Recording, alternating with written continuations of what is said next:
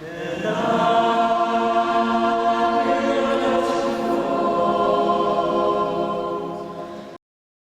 vous a dit, vous ne mangerez pas de tout arbre du jardin. La femme répondit au serpent, nous pouvons manger du fruit des arbres du jardin, mais du fruit de l'arbre qui est au milieu du jardin, Dieu a dit, vous n'en mangerez pas et vous n'y toucherez pas afin de ne pas mourir. Le serpent dit à la femme, non, vous ne mourrez pas, mais Dieu sait que le jour où vous en mangerez, vos yeux s'ouvriront et vous serez comme des dieux possédant la connaissance de ce qui est bon ou mauvais. La femme vit que l'arbre était bon à manger, séduisant à regarder, précieux pour agir avec clairvoyance. Elle en prit un fruit dont elle mangea. Elle en donna aussi à son mari qui était avec elle, et il en mangea. Voici, l'Éternel dévaste le pays et le rend désert. Il en bouleverse la face et en disperse les habitants. Oups. J'espère ne pas avoir trop plombé l'ambiance en vous assénant ces versets. Que l'on se rassure, il ne s'agit pas de la feuille de route que Dieu nous a concoctée pour l'année 2020, mais d'une prophétie vieille de plus de 2700 ans. À cette époque, les habitants de Jérusalem avaient rompu l'alliance, comme Ésaïe le dit au verset 5. Les premiers chapitres du livre d'Ésaïe sont une succession de mises en garde adressées à celles et ceux qui s'éloignent de leur foi, oubliant les préceptes divins.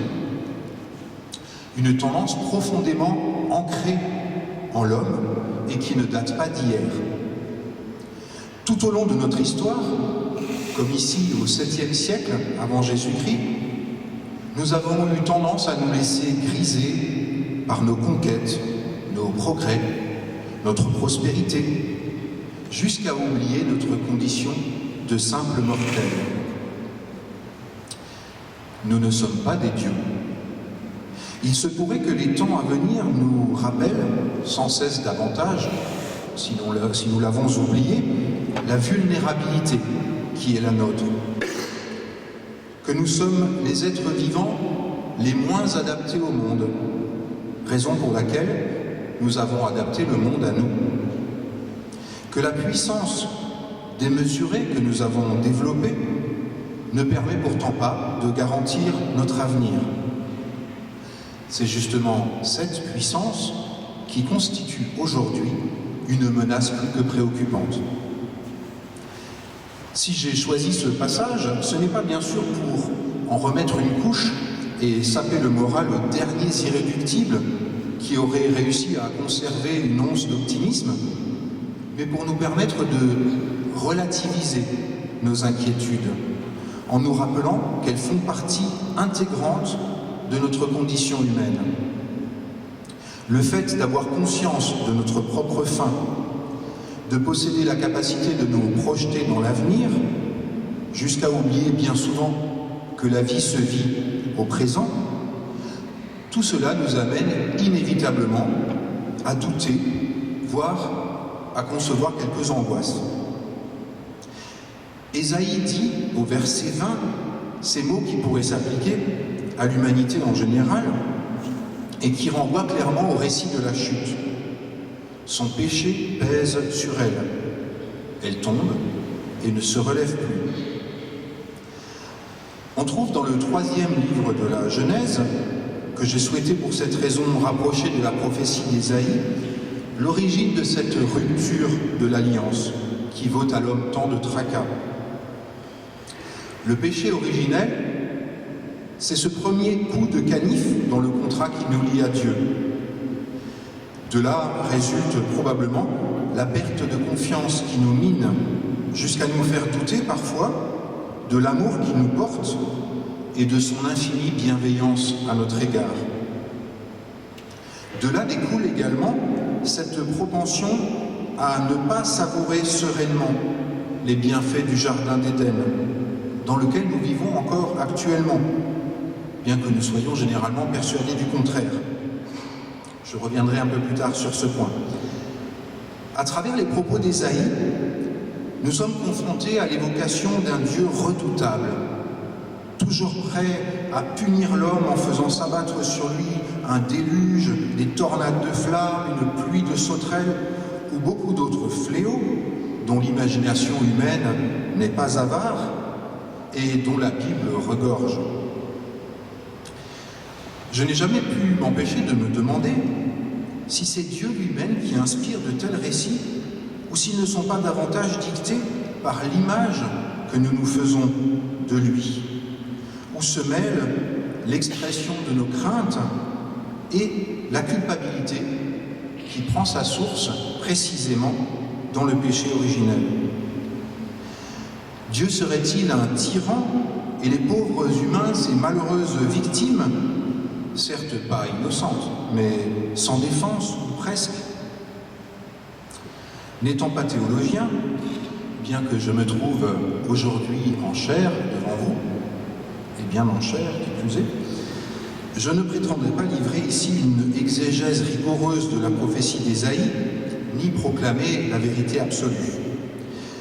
Disons plutôt que cette image d'un Dieu vengeur ne correspond ni à mon ressenti, ni à ma vision des choses. Faut-il prendre au pied de la lettre les propos du prophète?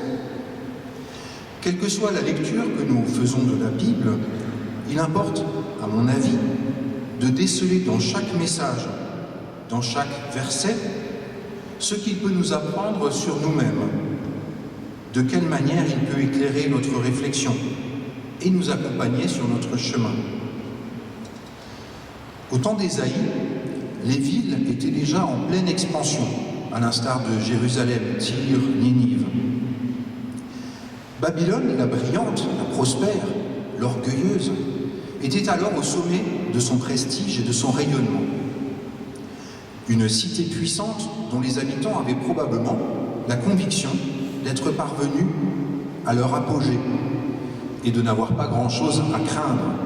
En tout cas, certainement pas un Dieu hérité du passé dont les préceptes ne correspondaient plus à leurs aspirations du moment. Rien ne semblait la destiner à redevenir, quelques siècles plus tard, un modeste village de bergers entouré de ruines où femmes, hommes et bêtes survivaient chichement dans la crainte permanente d'une invasion, d'une disette ou d'une épidémie. Ce qui, en somme, résume assez bien la condition humaine et la précarité de la vie en général. Du moins jusqu'à ce que le niveau de confort que nous avons atteint nous fasse oublier, peu à peu, que la seule certitude que nous puissions avoir, c'est que notre existence physique n'a qu'un temps et se solde irrévocablement par la mort biologique. S'y ajoute, si on a la chance d'avoir la foi, la conviction que l'amour divin nous est définitivement acquis, alliance confirmée par l'incarnation en Jésus-Christ, ainsi que la promesse d'une vie éternelle dans l'au-delà. La dimension nouvelle qui s'impose peu à peu dans nos esprits en ce début de 3e millénaire est que cette disparition inéluctable ne nous concerne plus uniquement en tant qu'individu, mais collectivement, en tant qu'espèce. Alors que le fait de laisser derrière soi une descendance suffisait jadis à garantir l'avenir de l'humanité, on sait aujourd'hui que les choses ne sont pas si simples. Les jeunes générations en arrivent à se demander s'il est bien raisonnable de propulser de nouveaux êtres humains dans cette aventure palpitante, mais légèrement stressante qu'est la vie. À ce sujet, je vous invite, si ce n'est pas déjà fait, à lire le dossier du Messager intitulé « Pourquoi faire des enfants ?» et notamment l'article de Gwenaël Brixus, qui est peut-être parmi nous ce matin. Dieu dit à Abraham, dans le 13e chapitre de la Genèse, « Je rendrai ta postérité comme la poussière de la terre, en sorte que, si quelqu'un peut compter la poussière de la terre, ta postérité aussi sera comptée. Ce qui était à l'origine un encouragement et une bénédiction sonne aujourd'hui à nos oreilles comme une grave menace. On sait que la population mondiale a plus que doublé en 50 ans, c'est-à-dire depuis que je suis moi-même sur Terre. Mais le problème, en réalité, ce n'est pas le nombre d'individus. Le problème, c'est qu'un humain du XXIe siècle n'a pas tout à fait le même impact sur son environnement qu'au temps de la Genèse. Il n'était pas question, au temps d'Abraham, de la raréfaction des ressources, des évolutions climatiques et du recul dramatique de la biodiversité. On sait aujourd'hui, par exemple, qu'un demi-million à 1 million d'espèces vont disparaître dans les décennies à venir. Pas d'individus, d'espèces constituées elles-mêmes de milliers, de millions, voire de milliards d'individus. On a beau avoir confiance en Dieu et en l'homme, forcément, on s'interroge. N'avons-nous pas oublié, dans notre Babylone moderne, de rester à notre place de simples mortels et d'admettre que nous sommes soumis à des forces qui dépassent largement nos contingences, autant que nos appétits ou nos ambitions? Mais voilà, nous avons mangé du fruit de la connaissance, donc forcément ça nous concerne. Difficile de fuir nos responsabilités. Alors que faire quand nous réalisons que nous sommes allés trop loin dans notre délire de toute puissance? Céder à la peur et au découragement? Compter sur un miracle ou une succession de miracles pour nous tirer d'affaire? Les miracles, c'est vrai que ça aide bien. On sait depuis toujours qu'en partageant, on multiplie le pain et le vin, et que la pénurie engendrée par une mauvaise répartition des biens a pour antidote la générosité. Si nos filets ne se remplissent plus suffisamment à notre goût, on peut aussi essayer de les jeter de l'autre côté de la barque, c'est-à-dire accepter de revoir nos fonctionnements habituels et tenter de nouvelles approches. Est-ce vraiment le poisson qui manque aujourd'hui? Ou est-ce notre façon de pêcher et la quantité que nous prenons dans nos filets qui sont devenus inappropriés? Si l'on considère l'infinie générosité dont la Terre fait preuve à notre égard, malgré la façon dont nous la malmenons et l'exploitons, on peut raisonnablement se poser la question. Permettez-moi de partager un chiffre, un seul, je ne suis pas très chiffre, qui illustre bien ce propos et qui m'aide surtout à reprendre confiance dans mes moments de panique. La Terre reçoit en 1 heure de la part du Soleil la quantité d'énergie que l'humanité consomme en 1 an.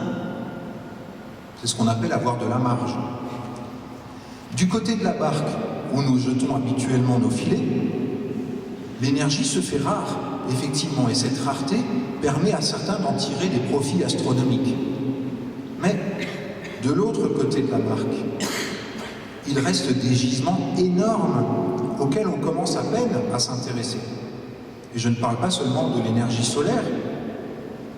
Le premier de ces gisements, le plus énorme et le plus accessible, c'est celui de l'énergie superflue, puisque l'énergie la plus propre, la moins chère et la plus inépuisable est celle qu'on ne consomme pas. L'énergie superflue, c'est celle qu'on brûle chaque matin pour déplacer 1,5 tonne de ferraille dans le but de transporter 500 grammes de pain sur une distance de 800 mètres, ou de déposer à l'école un enfant débordant de vitalité que le Seigneur a eu la bonne idée de doter d'une paire de jambes. L'énergie superflue, c'est celle qu'on utilise en plein mois de juin pour chauffer l'eau de la douche en faisant brûler du gaz dans une maison déjà trop chaude que l'on rafraîchit par ailleurs à grand renfort de kilowatts nucléaires, ou celle qu'on emploie à fabriquer du froid en plein hiver pour maintenir au frais nos délicieuses boissons gazeuses dans une maison que l'on s'évertue par ailleurs à chauffer et qui bien souvent distribue généreusement ses calories aux pattes des petits oiseaux perchés sur le toit et à l'atmosphère tout entière. ou encore l'énergie dont nous avons absolument besoin pour alimenter les data centers grâce auxquels nous pouvons partager des informations, des images, des vidéos avec la Terre entière, plutôt qu'une poignée de main ou 3 phrases avec notre voisin de palier. Ne souriez pas. Qui n'a jamais renoncé à échanger quelques mots sur un coin de trottoir, convaincu de ne pas en avoir le temps, pour passer ensuite des heures sur son ordi à regarder des trucs sans intérêt? Que celui-ci lance le premier tweet. En parlant d'énergie superflue, comment ne pas penser au gâchis que représente celle que nous consacrons à des disputes idiotes, à des haines stériles, à des compétitions vaines, à des guerres horribles? La liste est longue. Je vous le disais, ce gisement-là est quasiment infini et nous avons vraiment une belle marge de progression. Bon, je m'emballe, mais la Genèse et Ésaïe dans tout ça. Ésaïe, comme nous l'avons vu, nous invite à ne pas rompre l'alliance. La Genèse, elle, nous met en garde contre notre fâcheuse habitude de vouloir échapper à notre condition, générant ainsi notre propre malheur. Et si cette chute dramatique n'était pas uniquement un récit du passé expliquant les raisons de notre déchéance, mais une prophétie, à l'instar de celle que nous livre Ésaïe? Ne devons-nous pas l'entendre aujourd'hui comme un sage conseil destiné à préserver notre avenir? Peut-être sommes-nous encore les hôtes du jardin d'Éden, dont nous pillons sans vergogne les trésors, persuadés que le mal est fait depuis belle lurette et que de toute façon les carottes sont cuites. Mais l'homme est loin d'avoir épuisé sa soif de toute puissance et son pouvoir de nuisance, qui s'affirme un peu plus année après année, décennie après décennie, génération après génération. Des phénomènes qui demeuraient réversibles au temps d'Adam et Ève, d'Ésaïe, ou même au siècle dernier encore, sont désormais hors de contrôle. Punition divine que cela? Il me semble que nous sommes parfaitement en mesure de nous expulser nous-mêmes du paradis et de provoquer des désastres, sans que Dieu n'ait besoin d'inventer des catastrophes célestes pour sévir à notre égard. Nous avons été beaucoup trop loin dans cette fameuse croissance qu'on nous présente pourtant comme la solution à tous nos problèmes. Et ce n'est pas en la peignant en vert qu'on reviendra à un point d'équilibre. Ésaïe, au milieu de toutes ces mises en garde, nous parle aussi d'espoir. Le prophète, dont le nom signifie « le Seigneur sauve », nous dit au verset 12 du 20e chapitre « Le matin vient, mais c'est encore la nuit ». On le considère comme l'annonciateur de la venue du Christ, lui qui dit au chapitre 7, verset 14 « C'est pourquoi le Seigneur lui-même vous donnera un signe. La jeune fille deviendra enceinte, elle enfantera un fils, et elle lui donnera le nom d'Emmanuel. Dieu avec nous. Emmanuel. » Là, je parle bien sûr de celui qui est venu dans la crèche à Bethléem il y a 2000 ans, pas celui qui crèche à l'Élysée depuis bientôt 3 ans. C'est une nouvelle alliance qui nous est offerte à travers Jésus, dont nous venons de fêter la naissance et dont nous revivrons dans quelques semaines la passion, conséquence de son incarnation à nos côtés. D'ici là, la période qui s'ouvre à nous est celle du carême. Et si c'était d'un carême que l'humanité a besoin aujourd'hui? Nous nous sommes goinfrés tant et plus des fruits délicieux de l'été. Nous avons vécu un long automne, ou bien que l'on sache que l'été était derrière nous, on en a profité au maximum en jouant les cigales à crédit, pendant que les fourmis, souvent asiatiques, se démenaient pour nous permettre de jouir encore un peu de notre confort et de nos privilèges. Puis les ténèbres se sont épaissies et nous nous sommes mis à frissonner à l'idée de l'hiver à venir que peu d'entre nous ont envie de traverser. On a allumé 1000 lumières, on a bu du vin chaud, en essayant de nous convaincre que le Père Noël apporterait dans sa hotte des mesures sociales, des subventions, des vaccins, des nouveaux médicaments, des machines intelligentes et autres découvertes scientifiques miraculeuses pour que nous puissions poursuivre notre vie douillette sans trop nous remettre en question. Mais aujourd'hui, il semblerait que l'hiver soit bel et bien là, et il va falloir faire avec. Au cœur de l'hiver, on peut pleurer l'été et l'automne enfuis, ou au contraire, préparer le retour du printemps. Et si un nouveau cycle s'ouvrait devant nous? Et si l'ancien monde à l'agonie faisait place à une ère nouvelle, fondée sur des valeurs plus nobles que l'argent et la consommation? Et si cette ère voyait le triomphe de la justice, de la fraternité, de l'amour? Car c'est bien cela qu'annonce Ésaïe. Mais en attendant que ce nouveau printemps émerge, il nous reste ce carême à vivre. Le carême, c'est la purification, l'allègement, l'acceptation du dénuement. Ce n'est pas par hasard que l'année liturgique propose ces 40 jours de diète au moment où, par le passé, les greniers et les caves étaient vides et qu'il fallait faire ceinture. Plutôt que de geindre et de se révolter contre la pénurie, cela permettait de vivre ce temps comme une belle opportunité de soulager l'organisme tout en élevant l'âme. Une saine prescription particulièrement indiquée pour les êtres suralimentés que nous sommes. Frugalité et sobriété ne sont pas forcément synonymes de souffrance et de tristesse. Un petit bonhomme, cher à mon cœur, a même eu l'audace d'associer ouvertement la frugalité au bien-être à travers le concept de sobriété heureuse. Il a choisi comme symbole de son action un petit oiseau de rien du tout, le colibri. Le colibri, c'est l'incarnation de notre faiblesse, comme Jésus a incarné la faiblesse et la fragilité des hommes. Car oui, nous sommes infiniment faibles, malgré notre illusion de puissance et de stabilité. Le colibri, lui, pose avec sa petite goutte d'eau dérisoire un acte fort, hautement symbolique, en dehors de toute notion de pouvoir. Un geste gratuit, comme le sont le salut et la grâce. Il n'est doté d'aucune force particulière, d'aucun super pouvoir, si ce n'est sa détermination à rappeler que chacun peut faire sa part et qu'il est très dommageable d'attendre que les autres opèrent les changements que nous ne sommes pas capables d'entreprendre nous-mêmes. Je remercie Pierre Rabhi de nous avoir fait connaître ce beau symbole très encourageant.